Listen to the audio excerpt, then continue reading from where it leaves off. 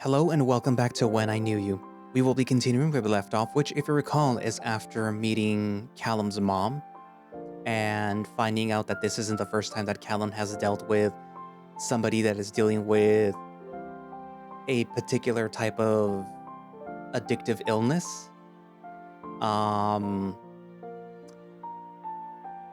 This, in turn, caused a certain character to realize that Callum isn't completely in over his head.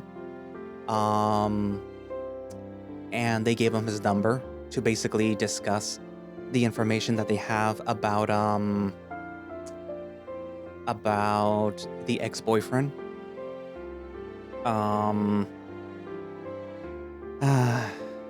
It kind of sucks though that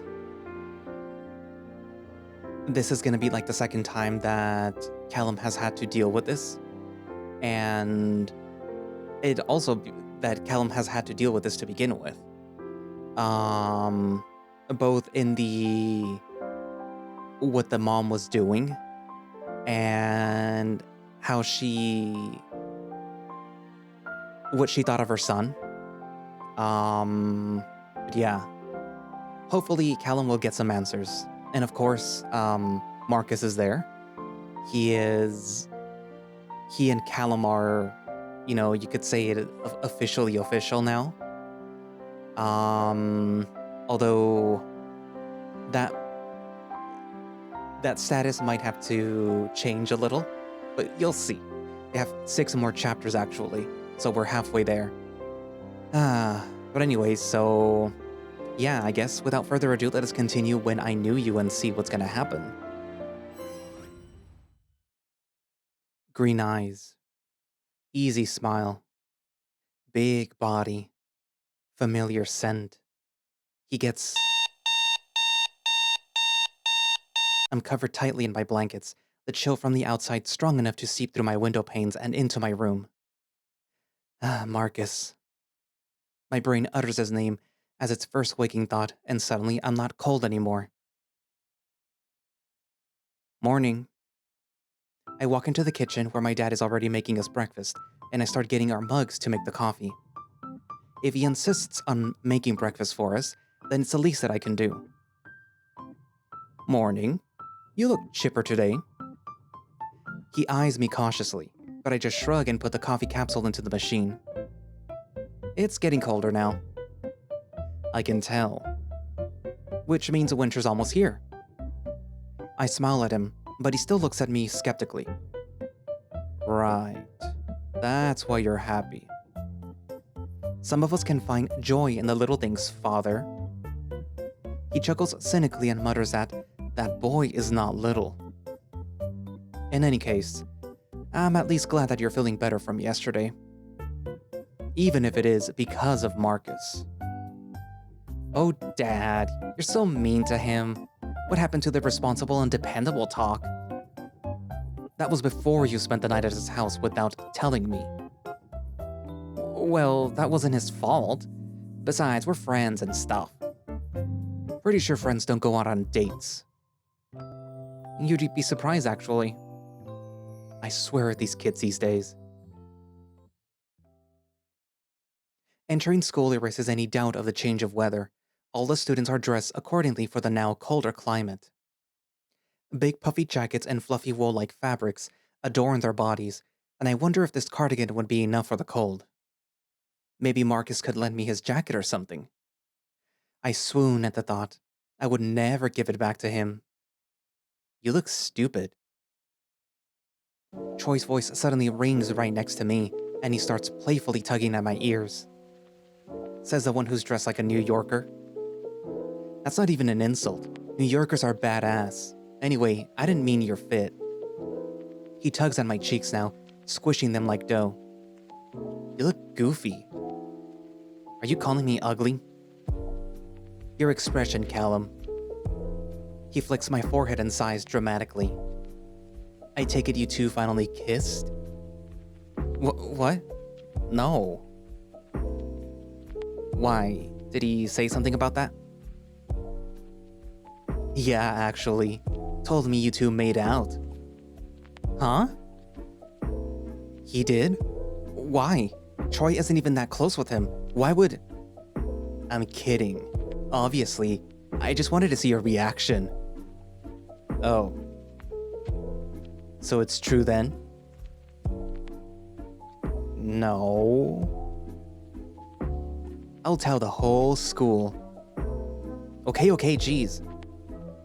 I lower my voice a notch and lean towards him. So maybe we had like one teeny tiny kiss. You did what? Shut up! I punch his arm hard, and he breaks into a laughing fit. You're so stupid. What'd he do this time? Marcus walks up from behind me and puts a hand on my shoulder, standing to my left. He's also dressed differently, ditching his varsity jacket for a cool maroon-colored one. Just being stupid like always. Oh, Callum, sweetheart, how could you say such things? Troy gently takes my hand and kisses it, then holds it to his chest. All I did was ask you out on another one of our dates. I swipe my hand away, glaring at him coldly. Moron. He has plans already. Oh? Don't tell me. Could it be that you finally grew a pair? I'll make you lose yours, unlike you were gonna use them anyway. Free castration, Troy. No thank you. I choose my own destiny. Ooh, speaking of, what'd you do with Sophia on Halloween? Sophie. And we just, hung out. Right. Sure you did.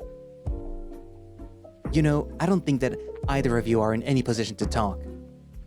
What do you mean? Troy points smugly at me and Marcus looks my way, making me blush. Ask your boyfriend. We're not. Cal, did you... No. God, I wouldn't. Troy, you can go to hell. Hear that? Sounds like a victory bout to me. He laughs comically and struts away, not looking back at us once. Smug bastard. Suddenly, I feel Marcus's muzzle press against my ear, whispering so low and husky that I blush from head to toe.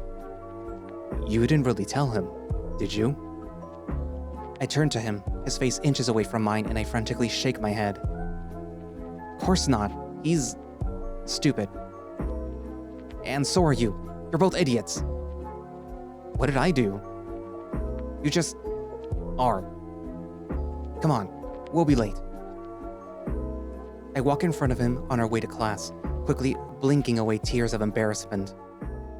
Oh God, I wanted to whisper in my ear some more. School couldn't end fast enough. The whole day was spent avoiding questions from Marcus, friends, and talking to everyone but Marcus himself. Although the tension between us is less cautious and scary, it's still very much awkward when it's just me and him. Maybe we're just too self-conscious, but luckily that'll be tacked head-on right now. Marcus walks over to my desk as the final bell stops ringing and nods at me. Hey. Hi. Got any plans this afternoon?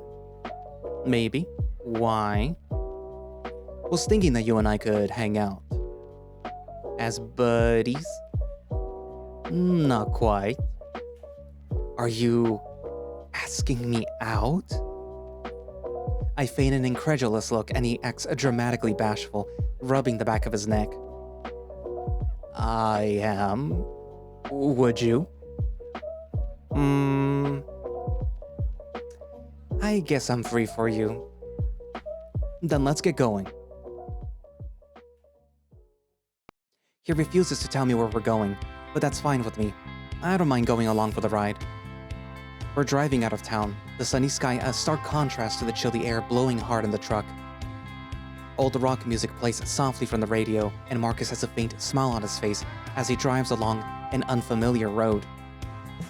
He turns to me and his smile grows a bit wider. Aren't you happy?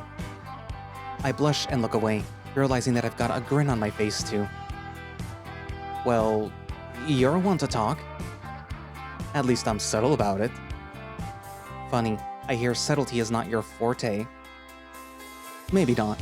Good thing you're so dense. Our first and last date. Is this your dad's CD? No, why? You listen to this? Yeah. Are you 40? Maybe in spirit.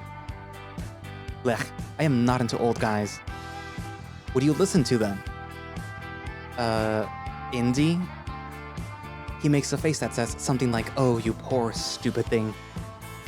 What? Are you perhaps a 14-year-old girl? What's wrong with indie? It's all nepotism babies who think that they have talent because they can play the guitar or something. Can you play the guitar? I can sort of play the drums. Do you just mess with the drum kit in the music room and just say that you can play? For your information, Baxter and I almost started a band sophomore year. Seriously? Yep, only problem was that we didn't have a singer. Doesn't Karina sing? She thought that it was stupid. Don't you sing? Kinda. Dad says that I should join the school choir, but maybe we can still make the band after all. Hate to break it to you, but I'm not singing like that. I point at the radio where a man with a voice that sounds like he's been smoking since conception hits a high note that I didn't even know men could hit. Way to crush my dreams, Cal. Someone had to do it. And I'm glad that it was you. We finally stop about 30 minutes outside of Pricefield, where the weather feels a bit warmer, I think, and the leaves around us are every shade of orange, brown, and red. We're in the middle of town. Willington. I thought that I saw it was called, and now I see why Marcus brought me here. A festival's taking place here with pumpkins and prizes, pastries taking up the once busy street. It isn't packed with people, but there is definitely some liveliness in the scene, and my heart starts skipping as I climb off of Marcus's truck. I look over at him, a scowl on his face, shielding his eyes from the sun as he looks at the fair before us in disdain. Shit, it's practically empty. He looks at me apologetically, but before he can offer his apology, I walk over and give his arm a squeeze, smiling up at him. This place looks so nice. It's good that it's not so full so that I won't have to wait in line for anything. I'm actually impressed. A fair, huh? Guess you do have a good sense of where to take someone on the first date. Looks like you're not a total lost cause. Have I ever told you that I like you? Like a lot? I blush, but try not to let it throw me off too much. You might have mentioned it once or twice. Well, I like you. I like you too. Come on, let's check out the booths. He takes my right hand in his left one and leads me towards the fair, while I hope that he can't feel my pulse in my grip. Although it is a lot less lively than it might have been on, like, a Saturday, most stalls have an array of games and prizes to choose from. Some are the standard ring toss, balloon popping games, while others seem more intricate guessing games. Face paints, tie-dyes, t-shirts, lemon stands. I think that it was summer, if not for the overwhelming amount of autumn decorations around the whole street. Anything catch your eye? I mean, it's a lot. The prizes look cute, but the games are probably rigged. I can win you one. Marcus, they're rigged. I like to think that I can beat the system. The 1%, huh? Of sorts. He walks over to one of the stalls with lots of different prizes, with a burly middle-aged boar manning the booth. There's an array of fake guns lined up against the mechanism with different sized targets around it, and I immediately know that it's rigged. Afternoon, fellas. Gonna try your hand at shooting? How many do I gotta shoot down for the prize? The boar cackles and gives Marcus a gun. Straight to the point, eh? I like it. Got your eye on something you like? Marcus turns to me expectantly, and although I know that he'd be wasting his money if he plays, I decide to entertain his little attempts at impressing me. How about the squid up there? I point to a big white squid with a black mask-like thing around his eyes. The blooper? I thought that it was called bloopy. It's blooper. I'm not that old, you know. That's the big prize. Gotta make at least 10 shots. Out of 13. Gotta have a real good aim for that one. You a good shot, boy? Guess we'll find out. Marcus slides him a $5 bill and the booth guy hands him one of the guns, having him feel it out for a bit. Hey kid. The booth guy addresses me now, taking my attention away from Marcus. Yes? This game's straight, you hear? I see how you're eyeing the targets. Think that I fiddle with them, don't you? No, he did, yeah. Ha, I know a cynic when I see one. But yeah, I built this machine myself. I'm a shooter, see? So I like to test out just how good the city boys are at it. And from the looks of you two, I can tell that you've never held a gun in your lives. Maybe not, but shooting isn't as hard as it looks. Ha, gutsy. Prove me wrong then, boy. Marcus holds up the long gun to his eye length, aiming at the targets with a stern focus. Whenever you're ready, kid. Marcus glances at me and smiles, as if saying, check this out, and I chuckle at him. Ready. All right then. And with the flip of a switch, the mechanism starts up, and a barrage of targets comes out and down in lightning-quick succession. It takes Marcus a moment to regain his focus on the speed, but after that he starts shooting at the targets as they come out. The movement of the mechanism is so quick, it's impossible for me to keep up with the score, but I'm pretty sure that he's made at least 6 at this point. He shoots at least 4 more times when the machine comes to an abrupt stop and Marcus lowers his gun with a dejected look. Shit. What? How much was that? 9 shots. By 1 point, huh? Can't say that I'm not impressed, though. That's more than the average that I get here. You got experience, kid? Not really. I used to have a Nerf gun, so I practice with that. Plus Call of Duty, but I don't think that counts. Well, color me impressed. How about it, Shrimp? Did Wolfie here impress ya? He addresses me again, and I look at Marcus's hopeful stare. Well, I'll admit, it was more than I expected. Let's just say that he did way better than I thought he would. I smile at him, and he brightens up a little. Well then, I think you earned the squid then, kid. Huh? But I thought that it was... Well, it's 9 now. Complaining? Yeah, that's what I thought. The board takes the big plushie and hands it to Marcus, and he shyly accepts it. Congrats, kid. Marcus awkwardly turns to me and offers the squid triumphantly. Told ya. You did. I take it, rubbing its head and avoiding looking Marcus in the eye. Thanks. Sure. Are you two dating or not? What are you two blushing about? I feel myself heating up and turn to Marcus for help, but he's just as red as I am. No. We're just... I mean, not exactly, but... We're... figuring that out. That's so? Did the squid clear things up then? It might have. Glad that I could be of some help. Now go win him a prize, Shrimp. I nod, feeling like I'm gonna pass out from the embarrassment. Marcus and I give our thanks and swiftly walk away from the booth, and once we're far enough away, I let go of the breath that I've been holding. Jesus Christ. Yeah, nice guy though. For sure. I look at him and he looks at me.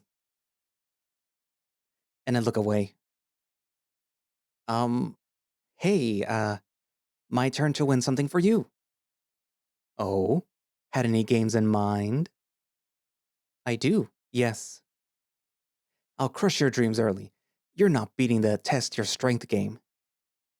I smack his arm. No, you ass. Come on, I remember seeing it somewhere here. I grab his sleeve and drag him to the booth that I saw earlier and he stares at it quizzically. Guess how many jelly beans are in the jar? Yeah, perfect, huh? Callum, the shit is definitely rigged. Hello there, boys. A tall, lanky badger steps out from inside the booth and gives us a toothy grin. He seems younger than most boothmen, probably in his early 30s.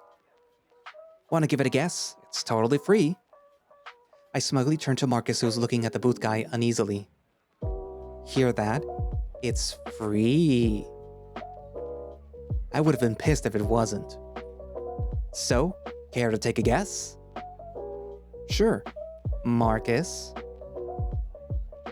If you guess it closer than mine, I'll buy you a funnel cake.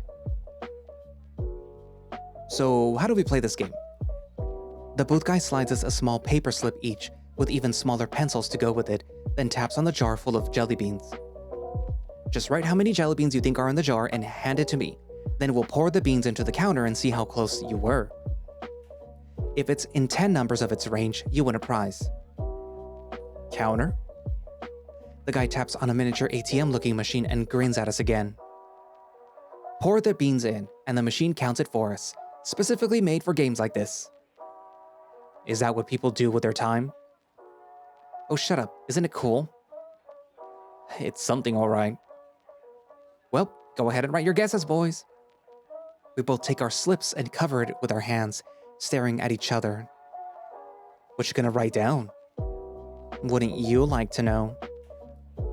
I want to hear how laughably wrong you are. Or you'll just try to copy my genius. Doubt it, babe. Don't babe me. We're enemies right now, because if I win, you'll buy me a funnel cake. I never agree to that. You wouldn't? You and that pleading look of yours. I chuckle mischievously and return my attention to the booth, where the guy uncomfortably smiles at us. Embarrassed, I focus on the jar and switch my brain on. Alright, considering the size of the jar and each bean, I'd have to guess that it's well over 100, maybe even 200. Guessing a high number might be inaccurate, but a low number seems unlikely to. Okay, at this point in the video, I want you to write down in the comments, would you go high or would you go low? Did you write it? Alright, I'm gonna go with high. Usually the space of the jar holds more than it looks at a glance. Going high would be the best option. It's more likely that there's more than less after all. I write down 222 because, well, I don't know, angel number? I chuckle. So stupid. What's so funny? Oh, nothing. You ready? Sure am. Great. Let's see those numbers then. Actually, could we maybe reveal the numbers until after you've counted? Well, I don't see why not. He nervously chuckles and starts pouring the jelly beans through the opening of the machine, and the small screen starts rolling through the different numbers, counting all of them. In an instant, the number stops, and the screen reveals the answer. 231 jelly beans. How about it? What are your answers, fellas? Cal? Oh my god! I victoriously hold my slip out for the both of them to see. 222. Beat that. Man. He reveals his number unceremoniously. 188. Looks like we have a winner. I giddily smile at Marcus, holding back my laughter. Hope you brought your wallet.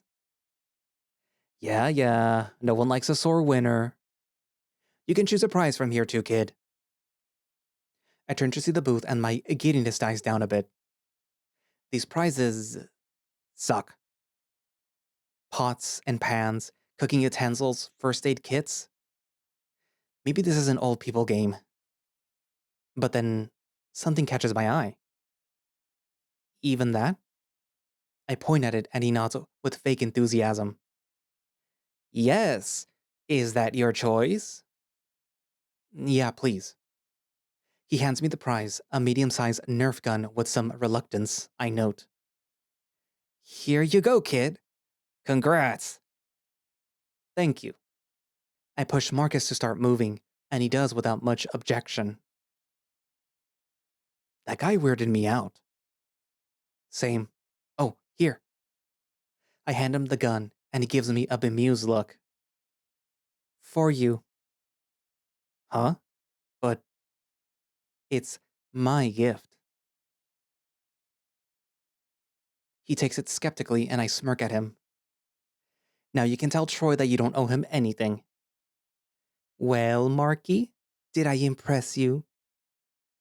He gives me that look again, where he's thinking of something that has to do with me. But then his eyes soften, and a blush slowly creeps onto his face. Maybe just a little. I hum proudly. Now about that funnel cake. Ugh. After he begrudgingly buys me the cake, we visit a few more booths and play more games, but don't really win much more. Eventually, we just sit on one of the benches on the empty sidewalk, watching people pass by on their own little dates or family outings. He twirls a Nerf gun in his hand over and over again. I get the feeling that he's nervous. So, are you having fun? I am. Are you? Can't complain. Marcus?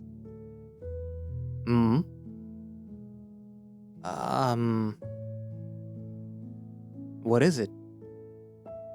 I turn to look at him and he does the same. Those green, expectant eyes searching and questioning like they always do. I look away. I wonder if I'll ever get used to that. There's something that's been bugging me since that night. Something that you said. Oh? He nervously shifts, crossing his arms. Did I, weird you out? No, nothing like that. It's just... When I said that I couldn't do that to Karina, you didn't seem surprised at all. You said that you didn't want her, but like, in a way that felt like you already knew. Did you know that she likes you? Shit. What?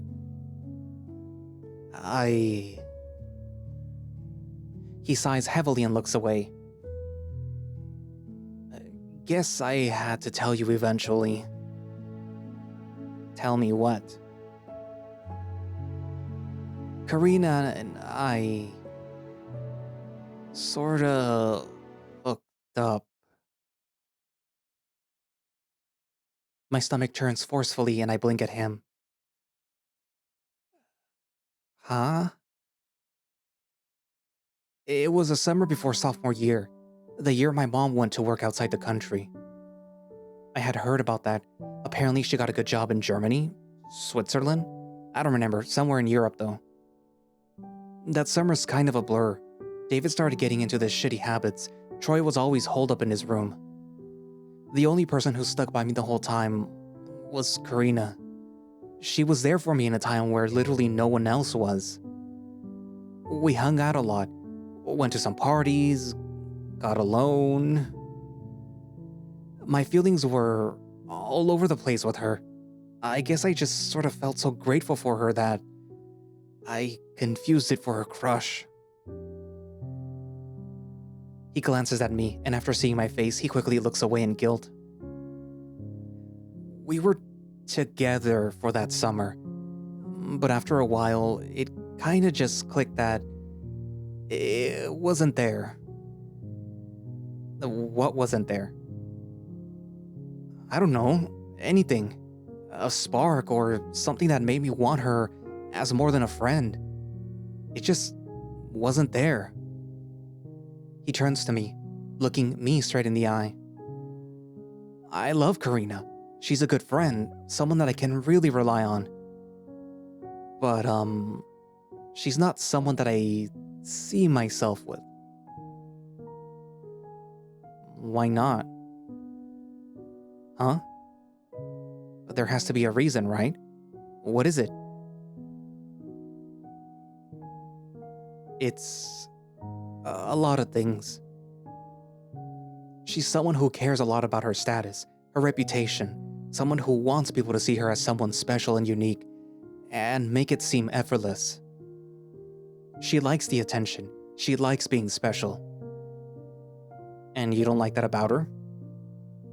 He grunts thoughtfully. It's not that I don't like it. I just know that she'd want me to be like her. She wants us both to be special. You don't want that? People treat you differently when they think that they can get something out of you. Sometimes I felt that that was what Karina wanted, to feel special because she'd be with me. But not in the romantic sense, in like, I'm dating the school quarterback sense. I'd like to think that she's not so vain, but sometimes I'm not so sure. I broke things off because school started again, focused on football and work and stuff. We talk sometimes, but it's awkward between us, as you could imagine. I think that she thinks that we still have a shot, that she can change my mind. She told me that she liked you since second grade. Did she? Yeah. She never mentioned it to me. Not that it would change anything. I don't get it. What? I don't get it. Why me? What do I have that she doesn't? I mean, not to be self-deprecating here, but she's like 1,000 times more attractive than I will ever be. She's good with kids and she's so friendly, and I'm not her. He sighs and looks at me with a soft amusement. You want to hear reasons? Yeah, please. All right. Kind of hard to put into words, but I'll try. Well, for starters, I like how you look. Don't ask me to explain why, but I think you're really, really good looking. I love how you always seem to be questioning something. Like, you're always deep in thought. I can practically hear the gears turning in your head. Sometimes I wish that I could hear your thoughts. I feel like you don't say nearly as much as what you think. Although, that's something else that I like about you. You don't have to say anything for me to know how you feel. I don't? Nope. I can just tell, just by looking at your ears. My ears? Yeah, when you're upset, you flatten them down, like this. He flattens his own ears as much as he can and makes a grouchy pout. When you're angry, they kinda go back, like this. Again, he mimics me, angrily staring at nothing in particular. And when you're happy, you look like this. His ears spring up, pointed, his eyes making a surprised look. There's some nuance, but you get the idea. He chuckles and relaxes his face and ears. You're crazy. No way I do that. You do. It's hilarious, because you could have like such a mean look on your face, but your ears are up, so I know you're happy. Kind of like right now. My ears twitch and I manually flatten them on my head. I've always liked that about you. You're so honest, even when you try not to be. By now, my face is burning and I squish and squash the squid in my hands a couple of times to calm down. I see. I see. How long? How long what? How long is always? You said you wanted me for a long time now, that night. I did say that, didn't I? Not sure. Maybe since I was 10? Excuse me? Fourth grade? Somewhere around there. Huh. Hmm? 8. 8 years?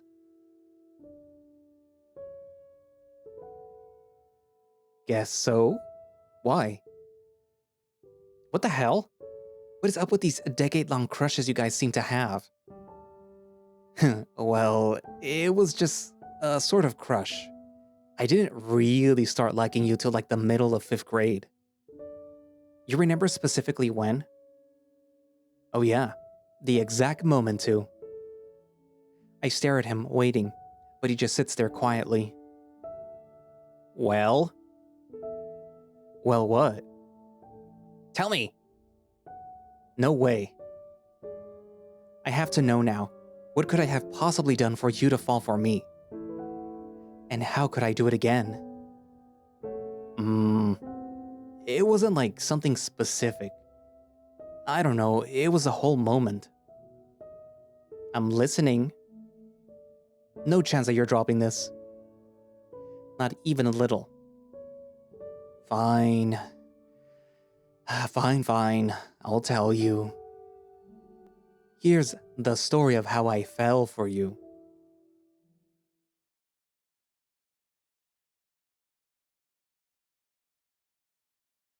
It was a winter dance. You know how they do the whole Christmas party thing at school? Well, it was the night of the dance. I remember that I had gone with Vanessa Baker as my date. She tried to kiss me several times. I ditched her pretty quickly. I had gone looking for you in the school gym, but I couldn't find you. Eventually, I asked Troy, who was just eating whatever he could find from the snack table. Dude. Yeah? Have you seen Callum or David? Pretty sure Callum's outside. Doing what? Beats me, probably waiting for David. By then, I remembered that it was well over an hour into the dance, so it was, late. Too late for anyone to show up at that time. What happened to your date? You could have her. She tried to stick her tongue down my throat like 4 times already. Nah, no thank you. I'm good right here. I went to look for you outside, but thankfully that didn't take me too long. You were behind the gym, in the parking lot, just sitting there.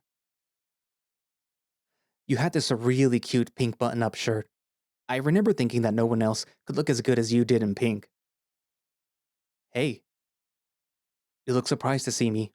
You wiped your face quickly, but I could tell that you've been crying. Hi. What are you doing out here? Are you cold? You shrugged. What are you doing here? Were you with Vanessa Baker?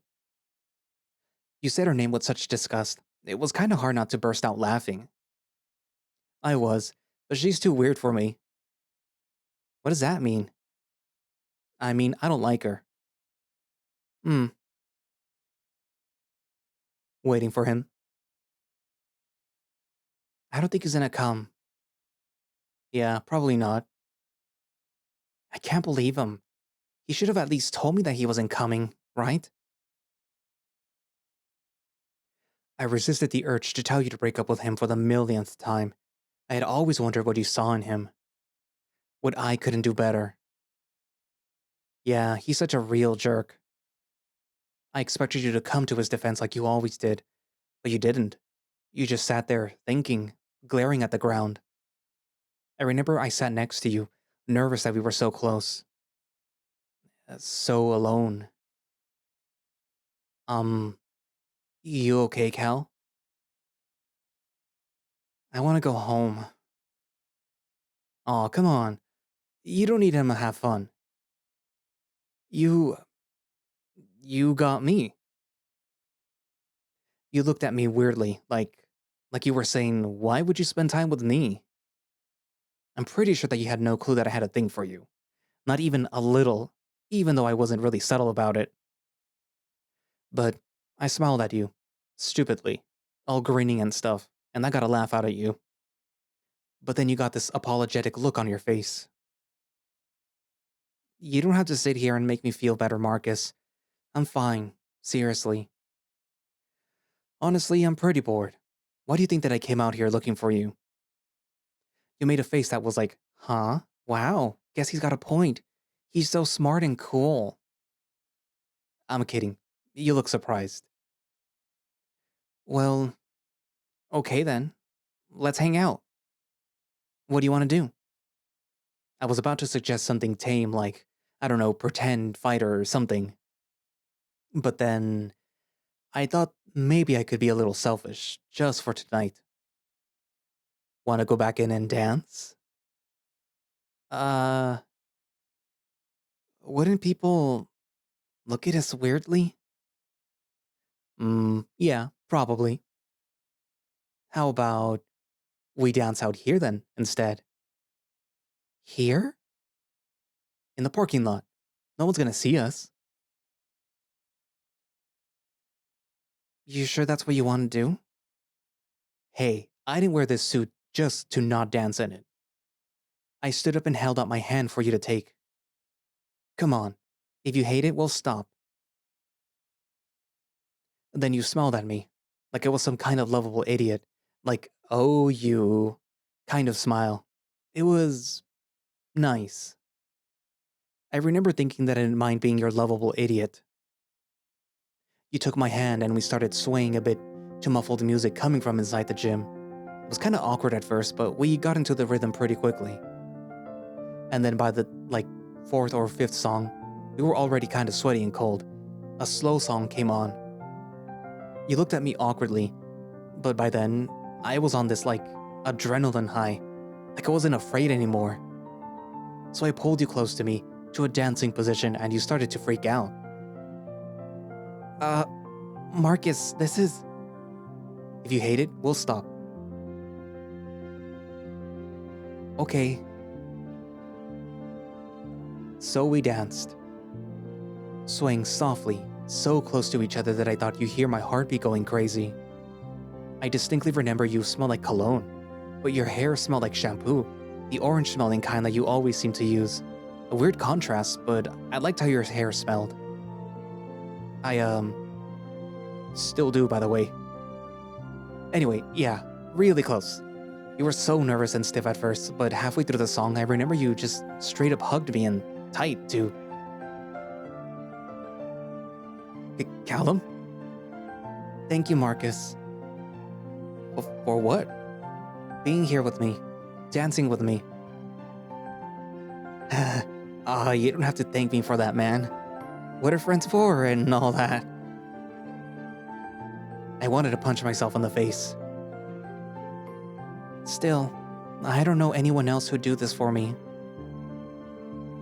You pulled away to look at me. You were so tall back then. Or wait, maybe it was just small.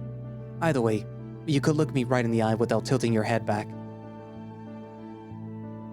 Thank you.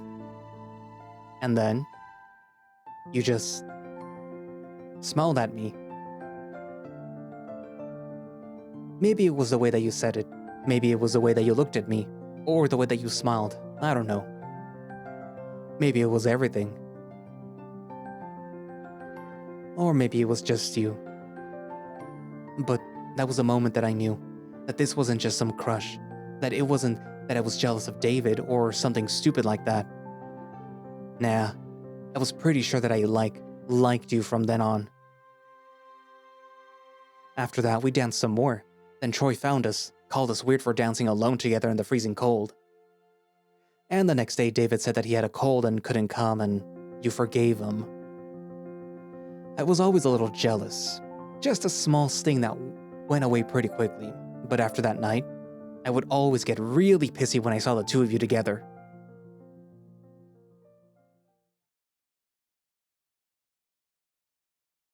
But, yeah. There you have it. The end. Well, not really, but you know. I'm stunned speechless for about a minute or two, the metaphorical gears in my head turning violently. I mean, of course I remember that night, how David didn't show up and how Marcus came to my rescue, like he tended to do. But I didn't think too hard on it. That's just the kind of person Marcus is, loyal and dependable to a fault. I had no idea that night had such an impact on him. I thought he was just being nice, that he's always been sweet like this. I never thought he was nice because he liked me. I see. Interesting. Yup. The night of the eclipse. Hmm? That's when I realized that I, liked you. In case you were curious. Oh. Was I that charming? You really were. I felt so hard for you. Why? Why? What are your reasons? What do you like about me? Okie, that's tough. Can't think of any. It's more like I have to think of reasons to not like you. That bad, huh? You wouldn't believe it. You're really boosting my ego, Cal. Don't let it get to your head. But if you want specifics, I guess I like how kind you are. How you do things for people with no ulterior motive. How you actively try to be someone good. I like your smile. I like how you're someone that I feel safe around. I like how easy you are to talk to. How easy you are to like. I like the specific way you hug me. Specific way? Yeah, the thing you do. What thing? Seriously? The way you wrap one arm around my body and the other to, brush my head? You do that every time we hug. What? No way you didn't notice. That was all subconscious? I guess so. Who consciously hugs someone, weirdo? Well, you do that. And you like that? Well, yeah. No one else hugs me the way you do. It makes me feel special. Oh. Well, good. Yeah. We both fix our gaze forward, too embarrassed to face each other now. Cal? Yeah? I think I might be in love with you.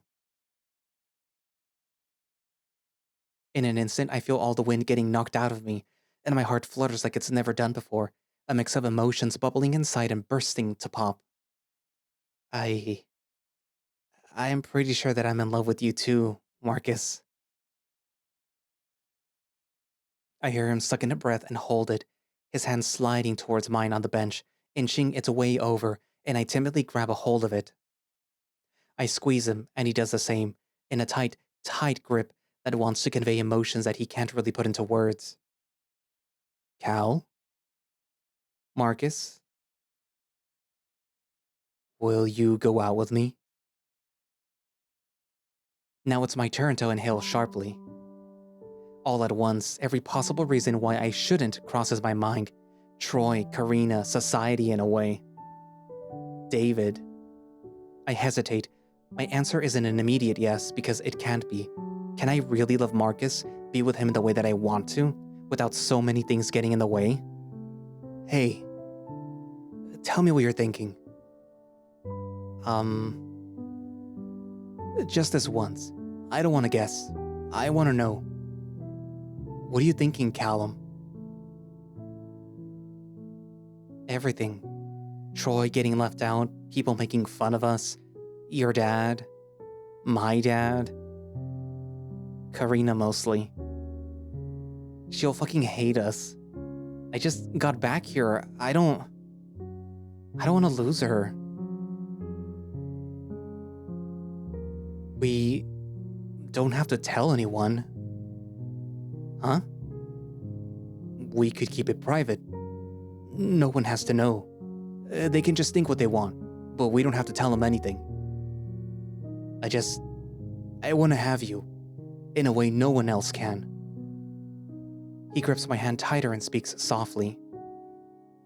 I want us to really be together.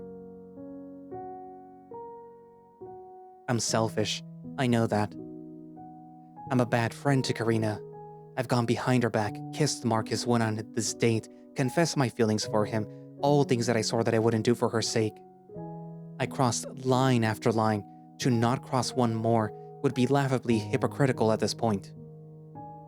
So maybe, just this once, I'll do what I want and not feel like absolute shit about it. If you're okay with it being a secret, I'm totally cool with it. Alright then. I'll go out with you, Marcus. I'll be your boyfriend. And stuff. And stuff. Yeah, stuff. So this makes things official? Do I have to sign something? I don't really have a pen on me. Shame. You'll just have to take my word for it. He finally turns to me, and I do too, looking at his bashful smile directed at me. Just me. Remind me what boyfriends are supposed to do. They, kiss and stuff. And stuff. Stuff. Other kinds of stuff. But first, they kiss. Let's start with that then. He reaches for my waist and grabs me with trembling hands and pulls me close to him. I hold onto his chest, feeling his warmth, his closeness, and I'm brought back to the night of our dance. Who knew that it would be him all along? He slowly leans in and my chest burns with warmth when his muzzle presses firmly against mine. Wrapped in his embrace and warmed by his kiss, my whole body melts in his arms, and I cannot but think how funny it all is. That I've never felt this kind of heat in November, ever in my life. I guess global climate change isn't a thing yet. I'm obsessed with him. Kind of a scary thought, but it's okay, I think. After all, he's obsessed with me too, right? Last night was spent daydreaming about him for one half, and then when I finally did sleep, I dreamt about him, holding his hand and walking down an empty street. I wake up and his name is on the tip of my tongue, like I couldn't possibly think of anyone else. Do I feel annoying? Absolutely. I feel like my squid plush is gonna start singing to me at any second, or something stupid like that. But am I the happiest that I've ever been in a long time? Also yes. So I don't mind being just a little annoying.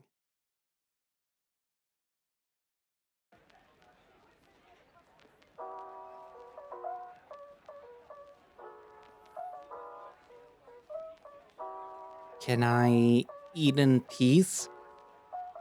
Something's different about you. Oh? Since I couldn't really sleep last night, I got up early to make us some breakfast. And ever since he's laid eyes on me this morning, he hasn't stopped giving me the side-eyed glare. Yeah, you got that lavender haze kind of look in your eye. I don't really know what that means.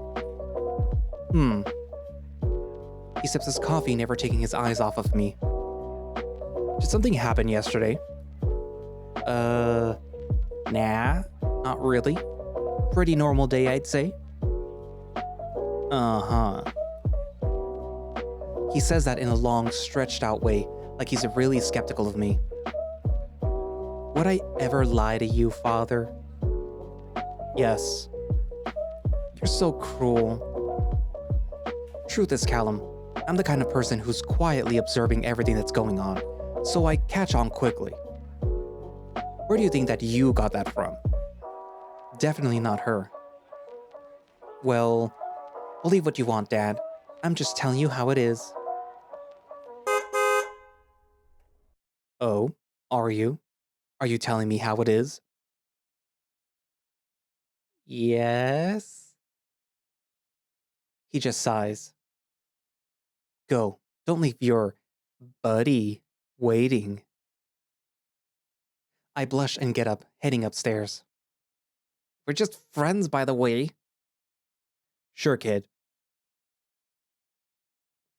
I rush outside to find Marcus's red truck parked on my street, and my heart skips a beat as I skip to him.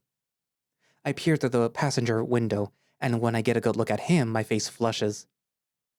God, he's gorgeous. I'm so down bad for him. Hi.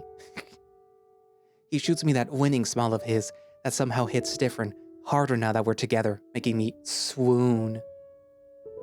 Hey. And hello. Troy? You sound disappointed. No, of course not. Hi. Hello. What are you doing here? He reaches over from the back seat to put his arms around Marcus's neck fluff, cuddling into him. Mark's giving me a ride. Isn't he just the sweetest? Yeah, get off of me. Marcus swats him away and Troy sits back down, chuckling to himself. How about you, Callum? Does Marcus pick you up all the time? Nah, not really. Just on the ride back sometimes. Really? Marcus says he always takes you to school. Shit. Well,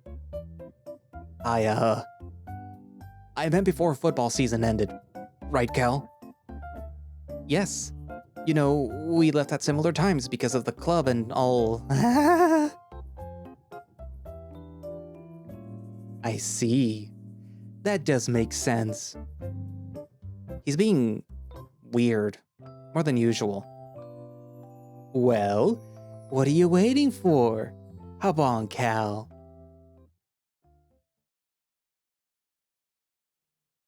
We all sit in silence as Marcus drives us to school, hearing nothing but soft static from the radio.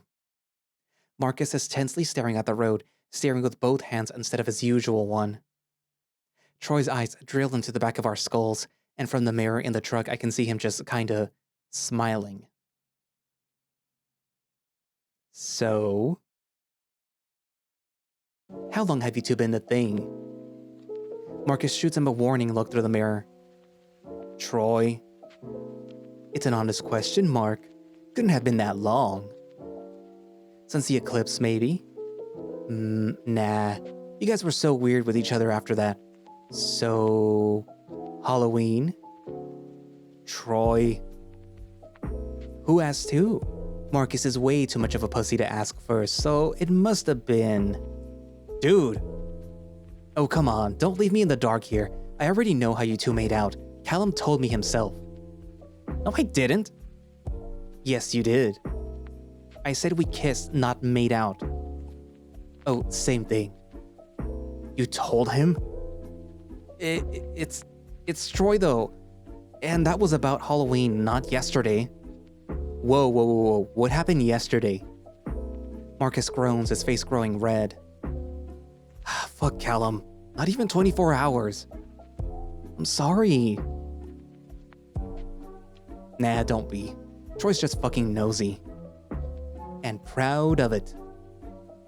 Marcus sighs and Troy leans into the front side of the truck, staring at him. So, it's true? I glance at Marcus, but he's rubbing his right cheek, avoiding looking at us entirely. So instead, Troy looks at me, leaning closer. Ugh, you suck. So, maybe we're dating. Fucking knew it. But you can't fucking tell anyone. Oh, keeping a secret? Yes, seriously. Even Karina? Especially Karina. I see. If you say so. I may be nosy, but I ain't snitch.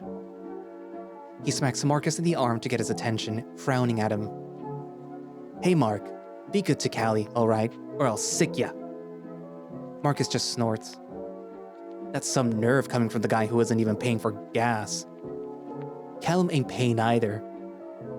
Callum's my boyfriend though.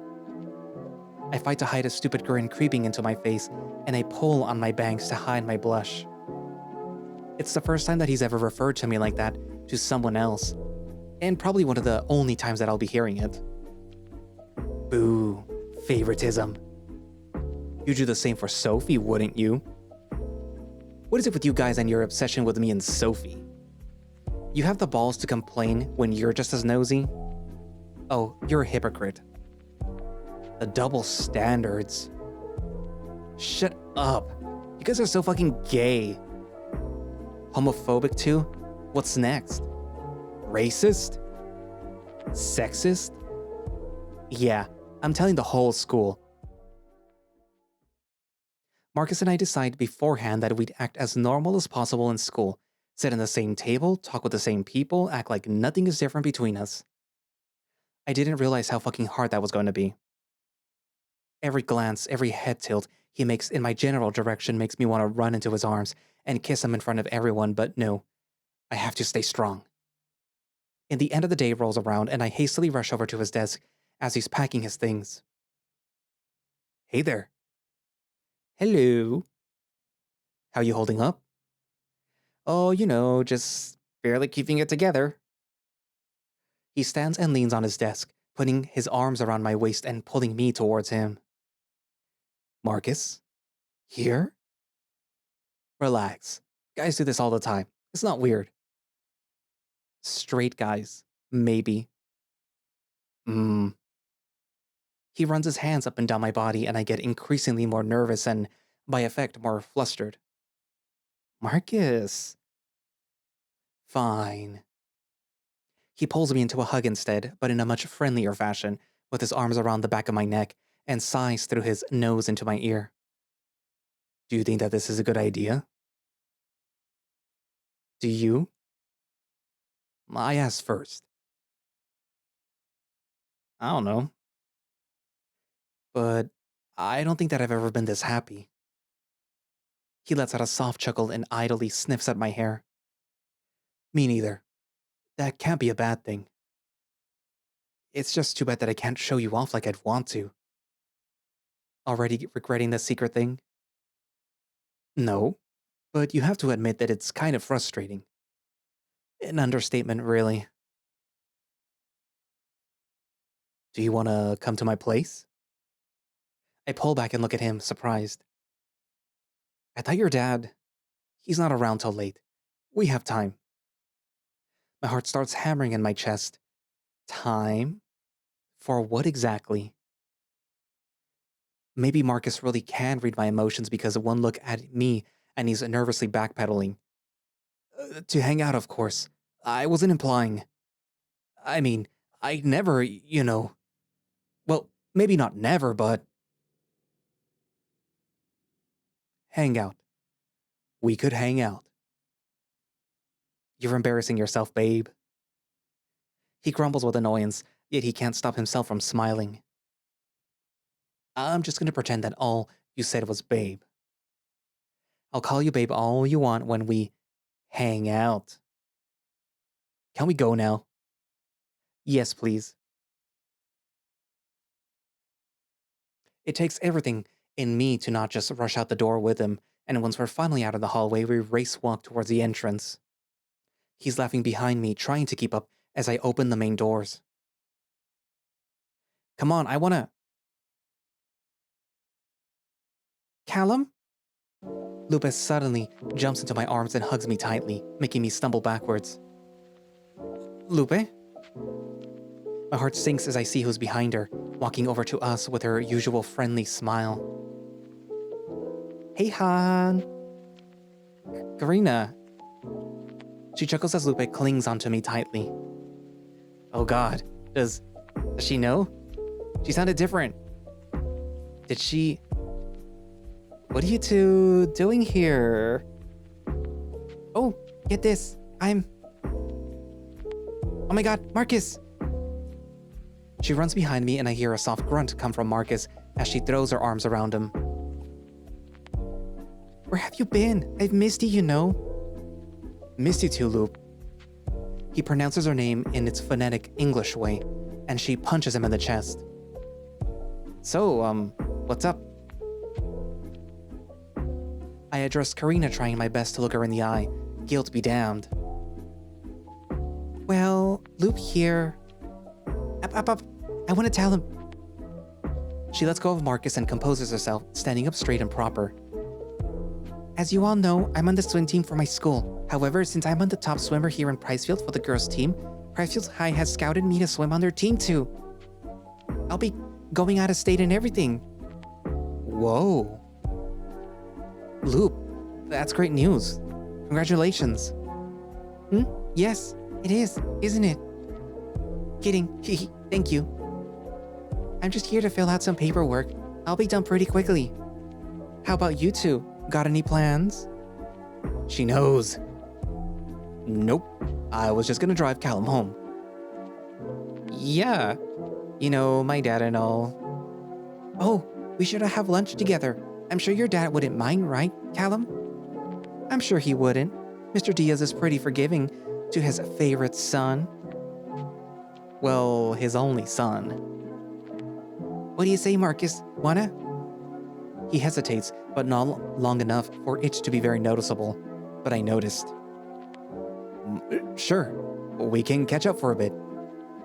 Nice. Wait for me here then. I'm gonna go do the thing. I'll show you where the office is, hun. With a little wave, they walk inside the building, and when they're out of earshot, Marcus lets out a long, dramatic sigh.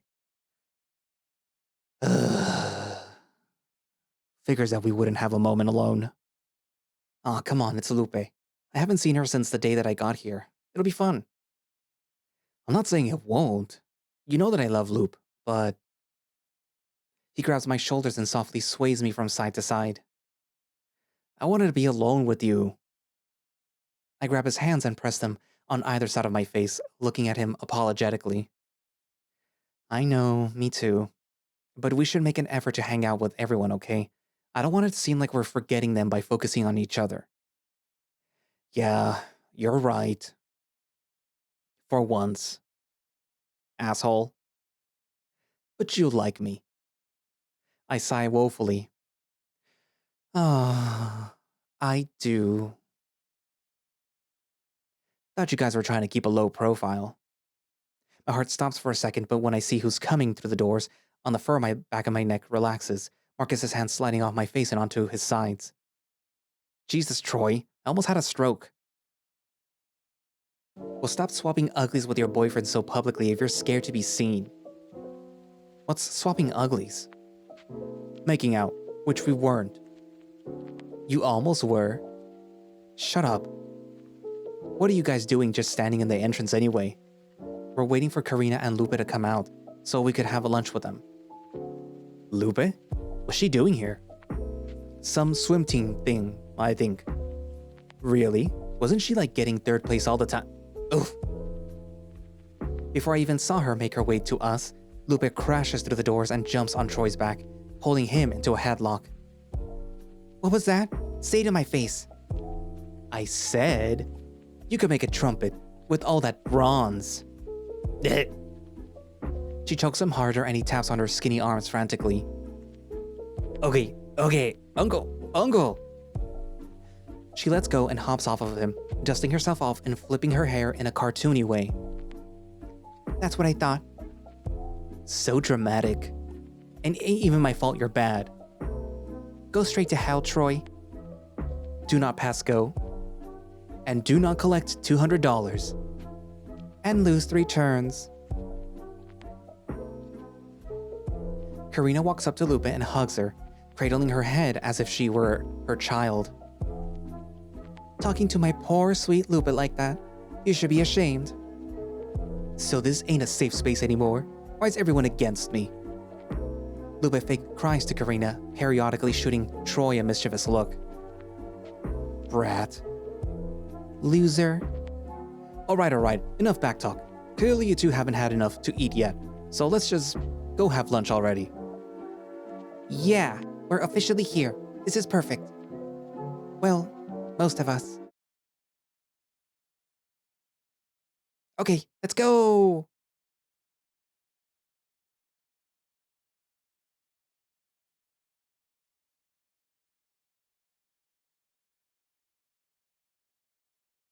Our usual booth in the diner feels pretty cramped now that we're all grown up. It wasn't too bad with just the 4 of us, but with Lupe, it feels a lot more crowded. I can't imagine how squished we'd be if David were here. So to save up space, Lupe sits in the middle of Marcus and Karina, and Troy and I sit opposite of them, which seems to work just fine for her. She's cuddling up to Marcus's arm, feeling his muscles through his jacket in a not-so-subtle and yeah, she's just a kid, but it still bothers me.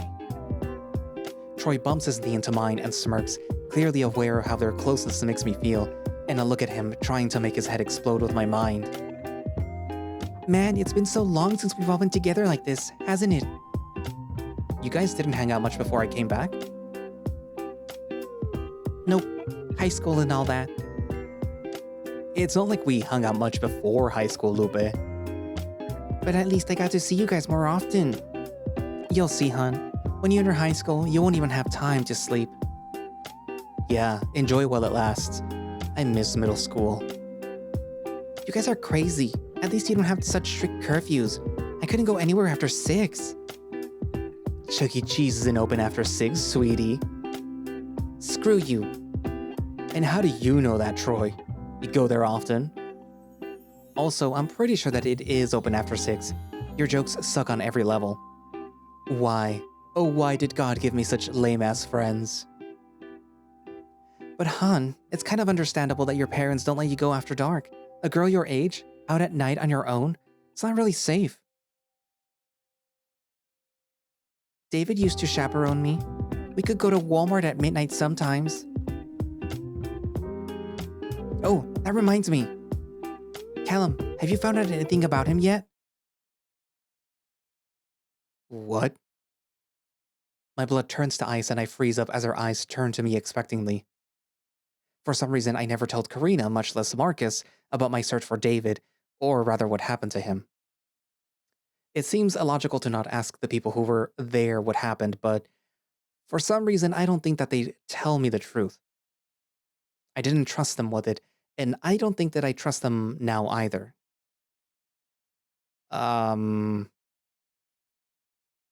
Wait, what are you talking about, Lupe? Well, I asked Callum to help me with... Oh boy, maybe I shouldn't have asked that in front of everyone. You think?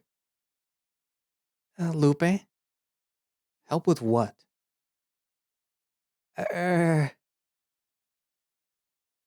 Cal? He turns to me now, and guilt starts to flow through me in slow, agonizing waves.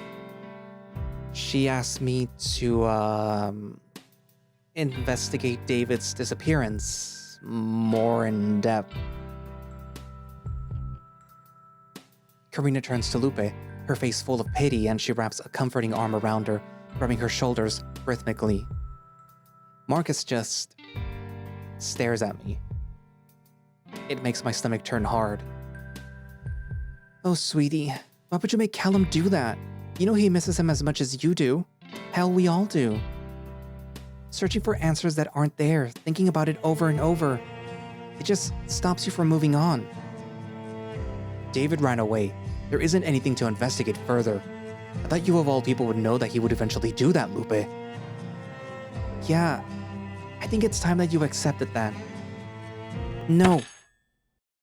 She slams her hands on the table, tears threatening to escape her eyes. You guys are wrong. You won't listen to me. You guys never listen to me. Lupe, stop. Just stop it. This is why I went to Callum, why I trusted him, because he listens to me. He understands me, not you two. Yeah, David did some messed up stuff. I know that better than anyone, but I also know that he would never ever in a million years leave without at least saying goodbye first. He was out of control, and he could be mean and uncaring sometimes, but he wasn't heartless. He isn't the monster that you guys make him out to be. All 3 of you left him at the lowest point in his life and act like it was all his fault. If anyone's heartless, it's you guys. Callum, whatever you found out can wait, because I've got something big. What? You know how he used to make those origami figures all the time? I nod, unable to speak anymore. Of course I remember. He would fold me an origami tulip every week for pretty much the entire 5th grade school year and leave it somewhere in my desk to find it. Well, you know how it was his birthday last Thursday too, right? Again, I nod. It was a thought in the back of my mind, one that I didn't know what to do with.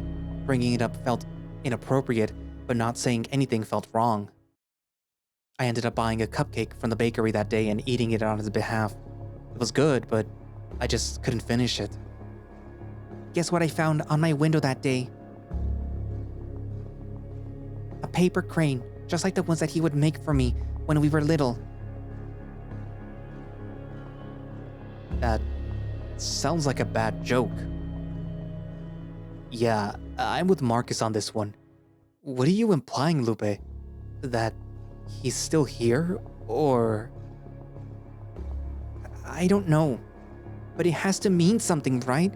It's something so personal. Who knew about that other than us?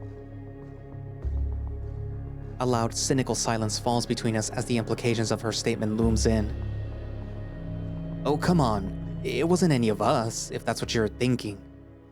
Guys? I don't think that even needs saying. Clearly Lupe is just emotional about all of this, which I get.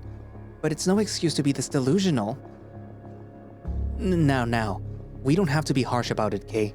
Maybe she's... Karina's right. I saw David leave. He's not here.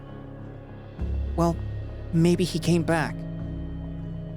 And where do you suppose that he's hiding then, Lupe? I don't know. No. No? Did you ever think about how this may be affecting Callum? Have you even asked him why he's back in Priceville to begin with? His mom overdosed.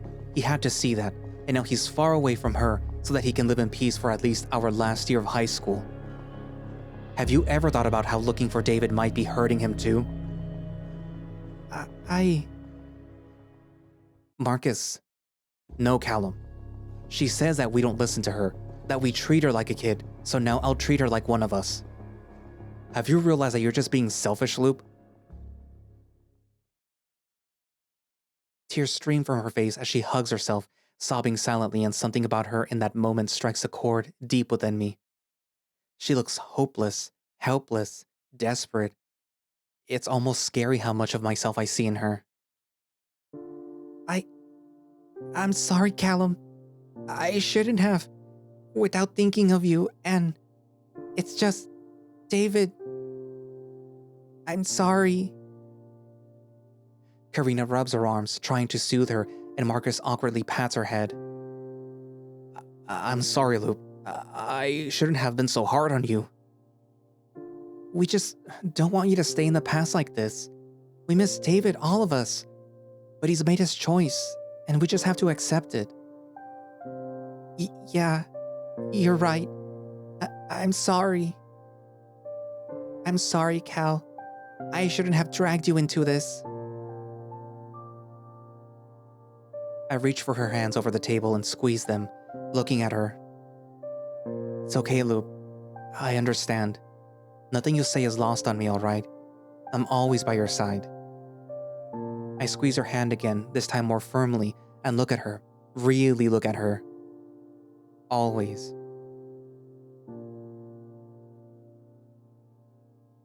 Right. Thank you, Callum. I knew that she understood. That I believed her. Marcus drives us all home. First Lupe, since she lives the farthest, then Karina, close by, then Troy's, and finally mine. We're alone, standing in my driveway, the dim lights from the streets being the only illumination this moonless night has to offer. He's leaning on his truck, staring at nothing, past me, like I'm not even there. He's cold, distant, not his usual sweet self, but his closed-off iron wall persona. I hate this. I'm sorry. For? For not telling you. Why didn't you? I don't know. Of course you know, Callum. You're very self-aware. Gee, way to psychoanalyze me. I don't know. Maybe I didn't fully trust that you tell me everything. And I don't think that I'm wrong for assuming that. Did you find what you were looking for? What? With the investigation. Did you? What are you asking me, Marcus? He scoffs at me. Forget it. No. What are you on about? What's with the attitude? Do you love him? Excuse me? Are you still in love with David? No. You hesitated. Marcus, why are you asking me this? Just answer me, Callum. He growls at me, saying my name like it's poison in his mouth. Something about that makes my eyes swell with tears, but I angrily blink them away. You know what? Yeah, I do. I do love David. He was my first love and my best friend, someone that I deeply give a shit about. Are you angry, Marcus? Are you pissed off that I'm trying to figure out what happened to him, since no one in this fucking town is ever gonna tell me anything? Especially not you? I love David, but I'm in love with you. I chose you. I care about you. Why are you acting like I don't care? That's not what I think. Isn't it? I know you care. I know you do. I cannot but feel like I'm never gonna beat him. What? No, nothing. That came out wrong. Forget it. Tell me. Callum. Just talk to me, Marcus, please. Am I your second option? If he were here, if he came back, no. Cal, no, Marcus. I don't care about what could have happened. If I think about that, I could convince myself that you and I were never meant to be together, that you would have moved on, found someone else, if I had never came back to Pricefield. That maybe I hadn't come back, you would have found someone a million times better than me and be happier than you would have ever been with me. But I did come back, and we're here, and I fell for you, and now we're together. I don't know how things would have worked if he was still here, but he's not, and I miss him, but I'm happy, because I'm with you. I'm happy to be with you, Marcus. I love you in a way that I couldn't ever love him. He suddenly steps in and presses his muzzle deeply against mine, grabbing my face and kissing me hard with a passion that I can only describe as territorial. He pulls away from the kiss and wraps his arms around my body, pulling me close to him and pressing his chest against my own, slouching to hug me tightly at my height. Callum. He sighs my name, like I'm everything, like I'm all he's ever wanted, and I melt into his arms. Marcus. I'm sorry. I'm sorry that I'm being such a prick. I don't want to be the jealous boyfriend. I love you. I love you. I have a hard time believing that you love me too sometimes. But I know you do. I know you. I'm all yours, Marcus. I really, really do love you. Don't put yourself in danger, Cal. You're smart. You know David was messing around with bad people. I'll tell you the truth. David really did run away, but it looks sketchy because all of the people that he wronged coming back to haunt him. He runs his fingers through my hair, still clutching me tightly against him. I'll tell you everything that you want to know. Honest to God. I swear, just please. Promise me that you'll drop this. Not for me, for you. For your own safety. Please, Cal. Okay, Marcus. I promise. I pull away for a second to look him in the eye and put everything into my next words. I'll leave it. I'll stay with you. He stares at me. Then he nods. Thank you. And then I pull him in, kissing him lightly, hoping that somehow it'll alleviate some of my guilt. The guilt of lying to the person that I love the most. Marcus gets into his truck. He promises to pick me up again tomorrow, minus Troy. Just me and him. He also promises that we'll have some time alone soon, something that I look forward to. I tell him that I can't wait. He smiles. He drives off. I shower, dry, brush, bed. I flop on it, feeling the exhaustion from all my feelings running loose start to seep into me. The cold air entices me to burrow deep into my covers, to drift off to tomorrow and forget about all my problems. But as I'm about to close my eyes, I notice something on my window, something that wasn't there before. I walk over to it and notice that something's taped to the glass. But what is... My entire body shivers, pulsing me awake. It's a piece of paper, folded neatly and meticulously into the shape of a small tulip. And that's where I'm going to leave it for today. So, if you were paying attention, that means that somebody, aka somebody that's been missing for a while, supposedly, just left something outside of Callum's window. And clearly, if you're looking at the main screen too, what is he holding? Anywho, so, like I said, we are at the midway point. We're on chapter 7 out of 12. So we're gonna finally start to ramp up to the main event, I guess you could call it. First and foremost, that means that we're about to start to really try to figure out what's going on with David. Or I guess what happened with David.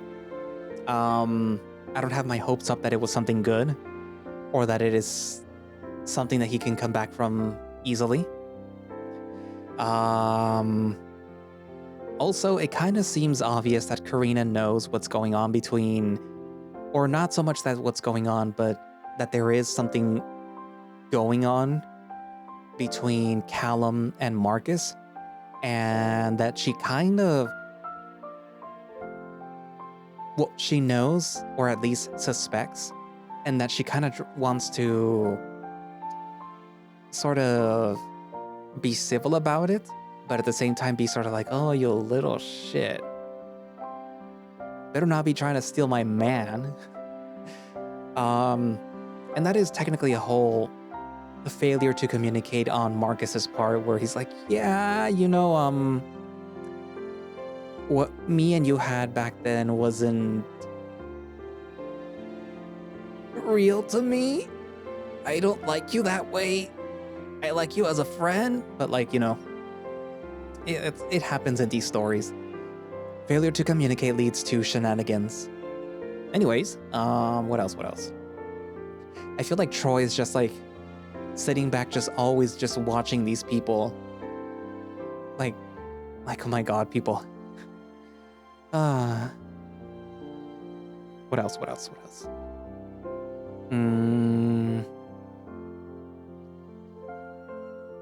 It was, I was wondering when Lupe would, show up again. Because she was not exactly the catalyst, but she is one of the people that sort of,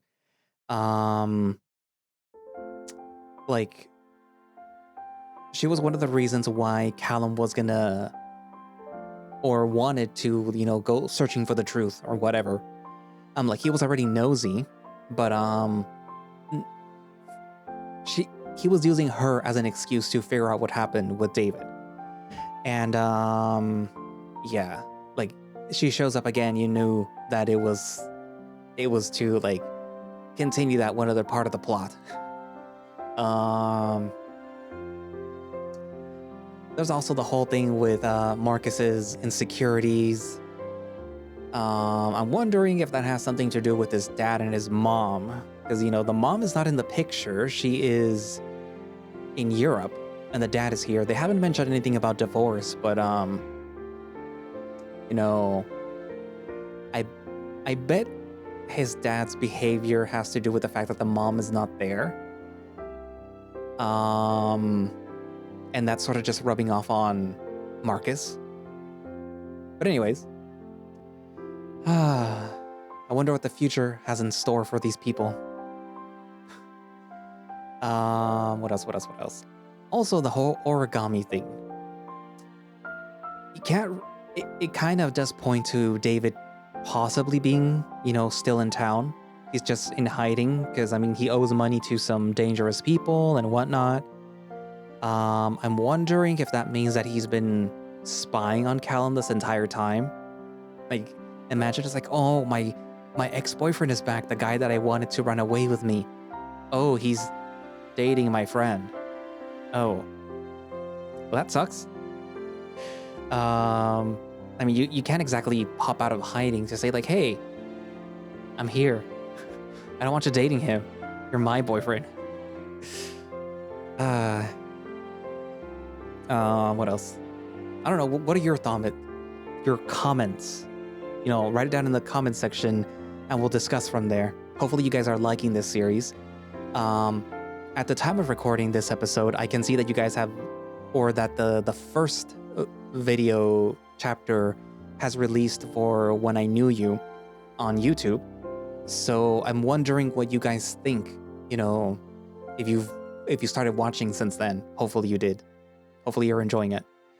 And thank you all for watching / listening. If you would like to play When I Knew You or any of the other visual novels that this creator makes, then you can do so by going down into the link in the description, which should have a direct link for the itch.io page where you can download the game and play it yourself, or you can just go to itch.io.com and play it yourself from there, or download them from there.